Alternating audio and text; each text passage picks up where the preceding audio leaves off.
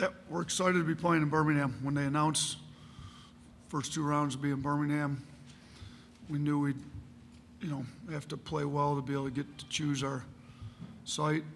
The players have done a great job putting together a good season so we could play close to Tuscaloosa so our fans can come support us. So we're excited. First time in program history to be a number 1 seed.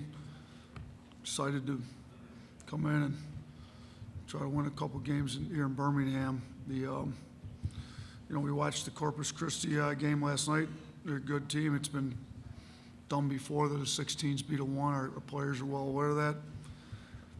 As a coach, I've been on the other side of this, not a 16-1, but we were a 14 seed playing a 3 seed when I was at Buffalo against Arizona, and they were loaded at the time. So I kind of shared my experience being the lower seeded team coming in, what they're going to be thinking. My assistant Charlie, who just got the job at Georgia Southern, so congrats to him. He's done an unbelievable job for us in 4 years, but he was an assistant at Iowa State when they were in a 3-14 game and got upset. So we've had experiences on both sides that we've shared with these guys. We just finished practice. I think our guys are ready to go. I think we'll be locked in, focused on the scouting report. When the stage gets bigger, the focus on the smaller details becomes much more important, and that's what we've been trying to get our guys to think about, realize, just focus on the little details. They've been doing a good job of that. So we're excited to get the tournament started tomorrow and see where it goes from there. Okay, raise your hand. We'll get a mic to you. We'll just start 1, 2, 3.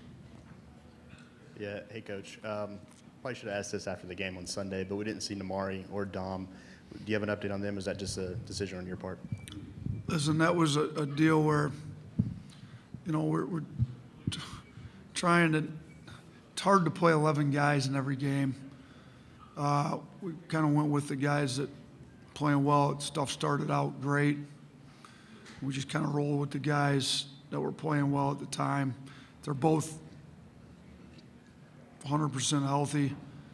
Thought Namari's had 2 great practices. Would anticipate seeing him early tomorrow based on his last 2 practices and how focused he's been in video sessions and everything.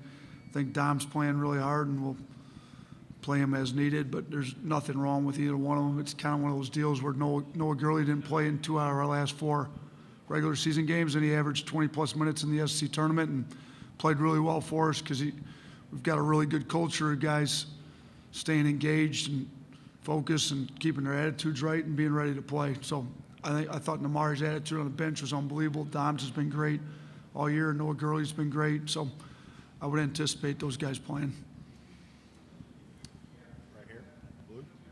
You mentioned the UMBC Virginia game. Just how did you bring it up with your players? How much did you bring it up? And how do you think this team going back to November, December has handled playing some opponents that might not be, the bigger names? I think we've done well. We have never come out and not taken those opponents seriously. You think about one of our better non-conference opponents was Liberty. I thought our guys came out and played really well, really focused on the scouting report that game. But we haven't talked in depth with the Virginia deal. We just mentioned it. It's happened before. Don't think because you're a 1 seed, you're guaranteed to get out of the first round. It's not guaranteed. It's happened already. Let's be aware of the fact that this team's, they're number 1 in their league in offense and defensive efficiency both. They're a good team. They play really hard. They've got good players. So they're a well-coached team.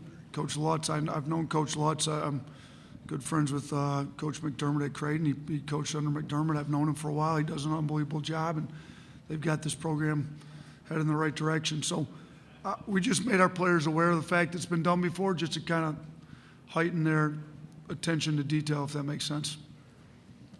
Very back, and please remember to state your name and affiliation.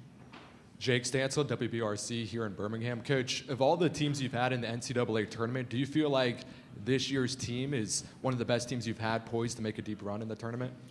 Yeah, I do. I think we've got a maturity about us, a camaraderie, a cohesiveness. The chemistry is great. there's literally nobody jealous about anybody else on this team, which is rare at this level, and the talent level's high. So, the more you guys get to know our group, I think the more you're going to love them, because they really are truly, genuinely concerned about their teammates, and they love each other. So, the group we had 2 years ago I thought was prime too, but we shot 12 of 25 at the free throw line against UCLA and lost in overtime. So, we win that game, who knows what happens from there. So we had a pretty good group 2 years ago. This group's similar, but they're definitely different. We're younger, but I don't think youth means immature. We've got a lot of younger, mature guys. Noah Clowney, Brandon Miller, Jaden Bradley, Ryland. All four of those freshmen are really mature, and I like the maturity of this group. And like I said, just the chemistry of this group's really, really tight and really close. Right here to your left. Right here. Right here. John Zeno with Sorry, Associated sorry, Press. sorry. That's all right. We all talk about you guys being so close to home and being able to pack the arena with your fans. Is that an even bigger deal given some of the treatment y'all have received in the last from other arenas around the SEC the last couple months? Look, it's always nice to play in front of your own fans. I think it gives you a little extra energy. This isn't technically a home game, but I sure hope that Legacy's packed out like a home game, and it's been nice to play in front of our own fans and in front of some friendly fans in Coleman. So I hope we've got a similar treatment here at Legacy. And Nate, Dan Wolken, USA Today. A few minutes ago, I noticed something that I've never seen before in 20 years of doing this, which was an armed security guard accompanying Brandon to the podium. I was just curious what the thinking is behind that, and how often do you have security with him right now, and when did it start? If you guys saw some of what I've seen sent his way, I think you'd understand why that's the case, and I don't want to get into all that. It's the entire situation, as you know, it's just a heartbreaking situation on all accounts, but some of the messages from people that can sit behind fake email addresses, but who knows whether they're real or not, that I've seen, something that nobody would ever want their son. I treat my players like my own sons. I don't have a son. I have 3 daughters, but I put myself in his parents' shoes, and our administration's seen the stuff that I've seen, and it's appropriate. It's nothing a college kid should have to go through. So I think if you were able to see what I've seen, you'd understand why that's going on right now.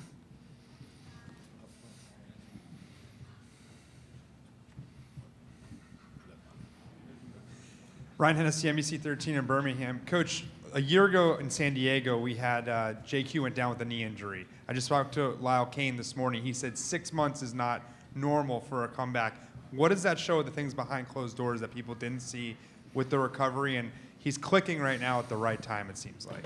Look, Dr. Kane's one of the best in the business. We're fortunate to have, in my opinion, the best sports doctors in the country right here in Birmingham that are our team doctors. So, with the help of Lyle Kane, our trainer Clark Coulter, we got a new strength coach this year, Henry Barrera, all those guys, the team of people that helped him come back. And then the most important thing is Javon's will to recover himself. He worked his tail off.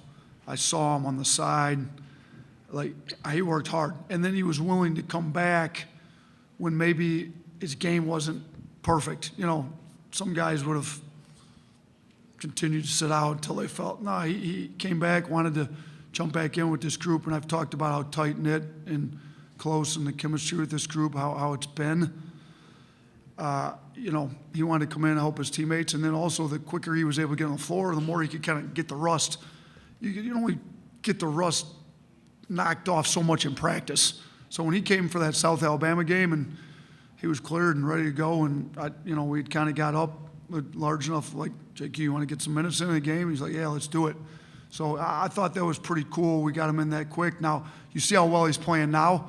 I don't know if he's playing as well now as he is if we didn't get him started when we did, because he went through some slumps. I mean, you've got to, in your mind, if you're coming back from an injury, you've got to be able to fight through the fact that, you know, it's going to take a little bit to get more comfortable. So he went up, came down.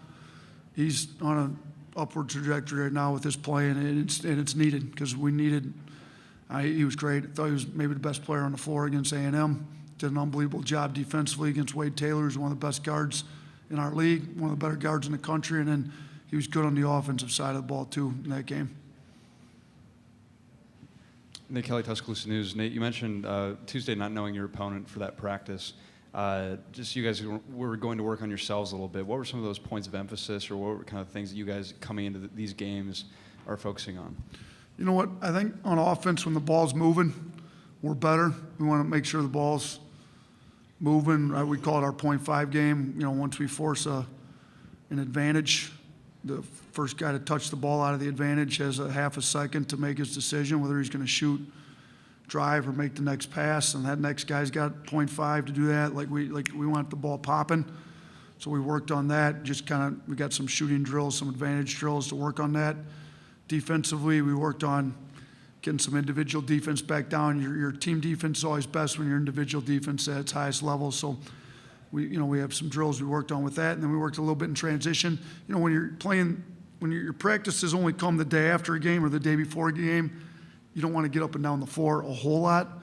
So we were able to get up and down the floor and work, you know, make sure our transition's tight. We play in transition a lot, but some games we've been less efficient than others, so we tried to work on a little bit of that. And that's really about it, because we didn't want to go too long. We want to make sure that our legs are fresh, because we got to play 2 games in 3 days, you know, and we need to make sure that they're fresh for both those games, you know, provided we get by the first game. Up front. Yeah, Tony Reese, WTVM Sports 9 out of Columbus, Georgia. Coach, talk about the success your team has had this season, just kind of knowing that you're the #1 team, ultimately the team to beat in this tournament. Kind of how do you block out the outside noise, and really what's been the motivation game in and game out to try to make a deep run? Yeah, our guys have been really mature about kind of focusing on the task at hand. So, you know, how do you play well tomorrow? Well, you practice great today. Well, how do you make sure you practice great today? You make sure your mind's where your feet are at. So our video session last night, our guys were great. A lot of guys stayed on and studied a lot more video on their own last night because they had great questions during our video session this morning. You know, our video session this morning, they had a lot of good, our coaches bring stuff. We're open enough. Like, if you players got points you want to make, ideas you've got, bring them. We're the coaches are here to help you guys get better and make you the best you can be. And I think it's that mentality of, like, we're all in this together.